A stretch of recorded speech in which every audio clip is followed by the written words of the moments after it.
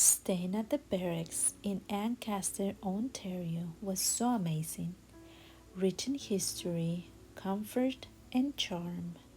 The inn stands in a centuries old stone building, believed to have originally served as a British military barracks during the War of 1812.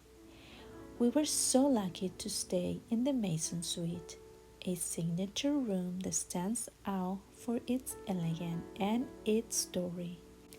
The suite is named after the stonemason who, during his engagement, embedded a heart-shaped stone in the wall behind the bed, a romantic detail that gives this space its soul. The suite still reflects the original characters of the building, with exposed stone walls and high ceilings that give it a warm yet regal atmosphere. Staying there felt like stepping back in time without sacrificing any modern luxury. That evening, we made the short drive into Dundas for dinner at the Thirsty Cactus, a vibrant, welcoming spot with great food. The menu was packed with bold, flavorful dishes, and the staff made us feel like we were coming there for years. A relaxed night out in one of southern Ontario's most charming little towns. It was hard to leave, but we had another adventure ahead, heading towards Mackinac.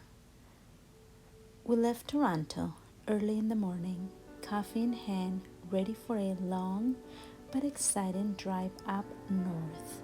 There's something special about pulling out of the city and watching the buildings slowly give way to open skies, forests, and lakes. You just know you're heading somewhere quiet.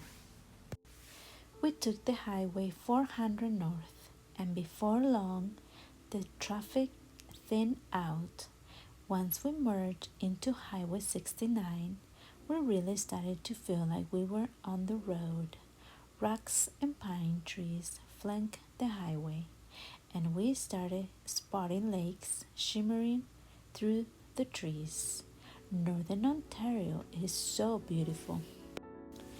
About 5.5 hours in, we roll into Española, a small town that sits right where the highway bends towards Lake Huron's north shore. We pull over, grab our phone, and snap a few photos. From Española, we stay on Highway 17, winding along the top of Lake Huron towards Sault Ste. Marie. That stretch of road is underrated. Rugged cliffs, deep woods, and long stretches where it's just you, the trees, and the occasional moose warning signs. Once we get past the busier areas and head farther north, the scenery really starts to open up. Rolling hills turn into dense pine forest, and the air somehow feels fresher, cooler, cleaner. You start seeing more signs of Mackinac City, and each one brings a little spark of anticipation. The final stretch, maybe 45 minutes or so, flew by. The trees seemed taller, the sky wider, and then suddenly there it was, the Mackinac Bridge, stretching across the water like something out of a painting. You just don't see many views like that back home. Finally, we arrived in Mackinac City, a cozy little lakeside town that feels like it hasn't changed in decades, in the best way possible. This drive was a reminder of how much beauty there is between two places, from the rush of Toronto to the calm of Northern Ontario. A quick photo in Española and the wide open skies of Michigan. The road itself became part of the destination.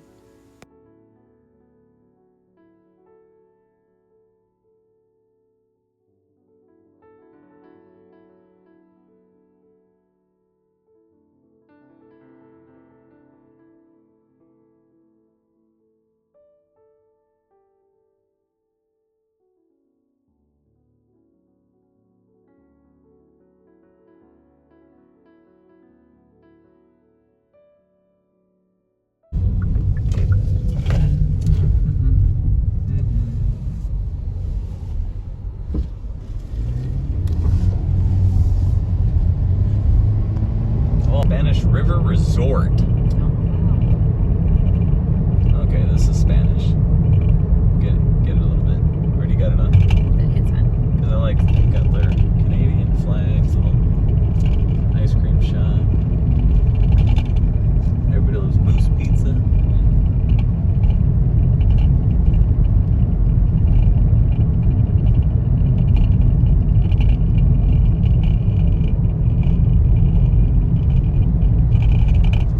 I don't think they're open anymore.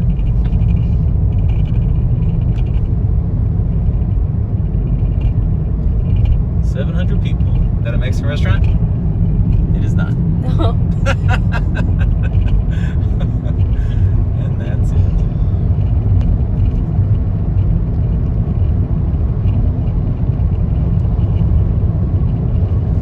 Come up, Sault Ste. Marie.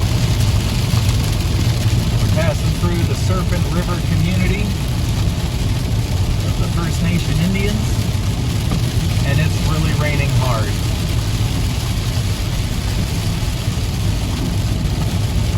We're a few miles outside of Spanish.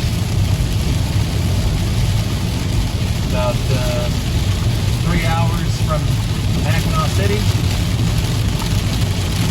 If you look here, Marie, you can see we're about to go along the coast of Lake Ontario. Oh, we're passing over the Serpent River as I speak.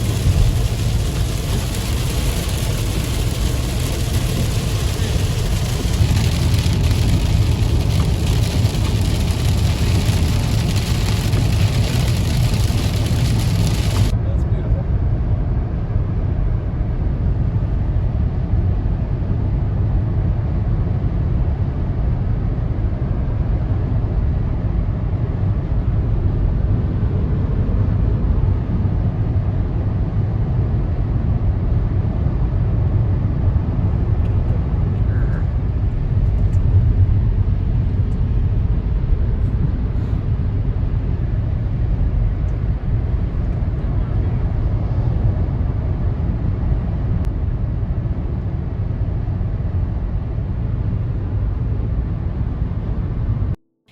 As we approach our destination, the highlight of the day came into view, the Mackinac Bridge, the Mighty Mac Bridge.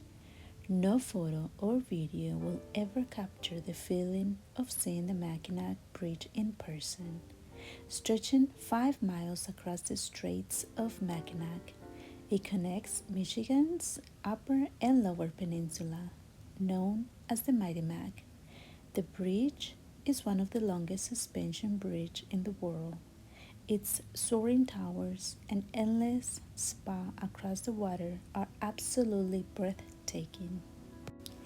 There's something humbling about being surrounded by that much water and sky, knowing you are on a structure that took years of engineering, genius, and courage to build. Our trip blended history, nature, and fun in the best way. From sleeping in a historic stone barracks in Ancaster to enjoying a casual dinner in Dundas, every stop brought something different and memorable. We didn't just travel, we connected with the past, the landscape, and each other. And that's what makes our trip truly unforgettable.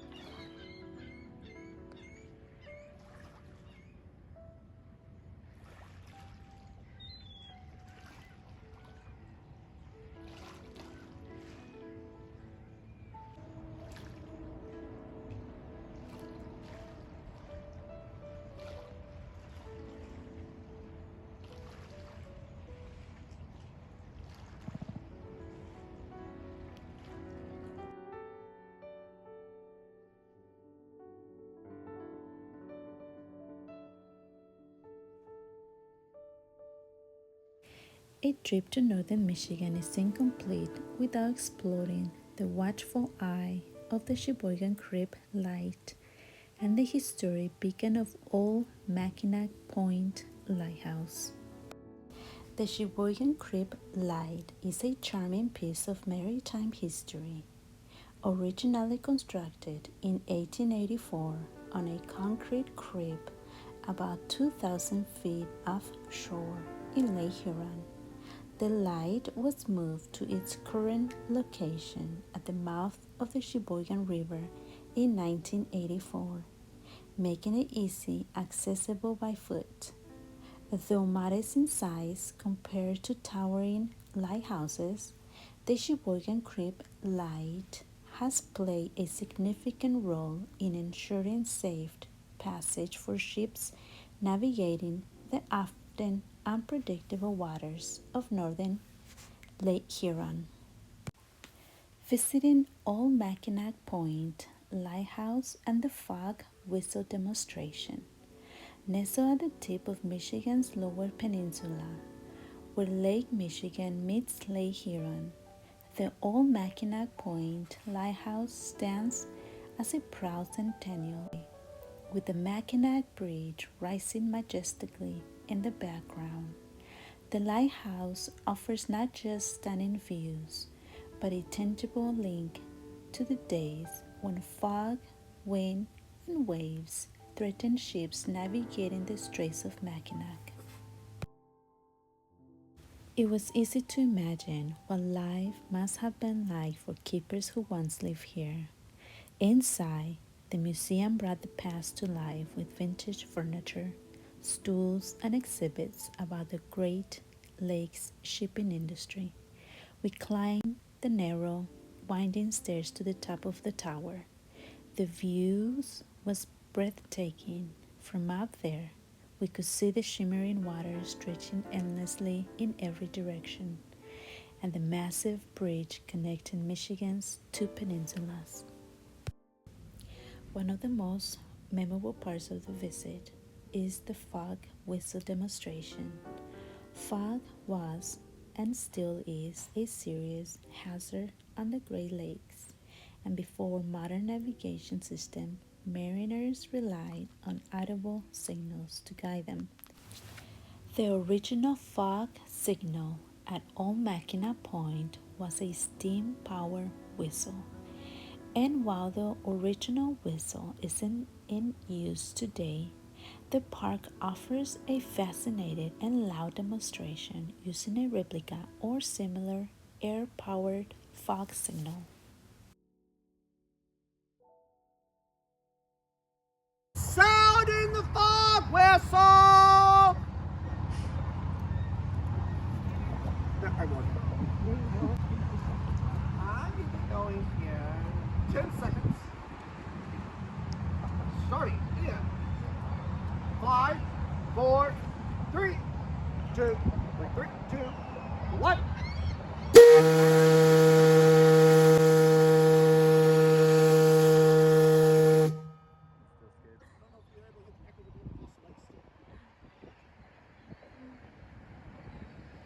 So I'm going in 3, 2, 1.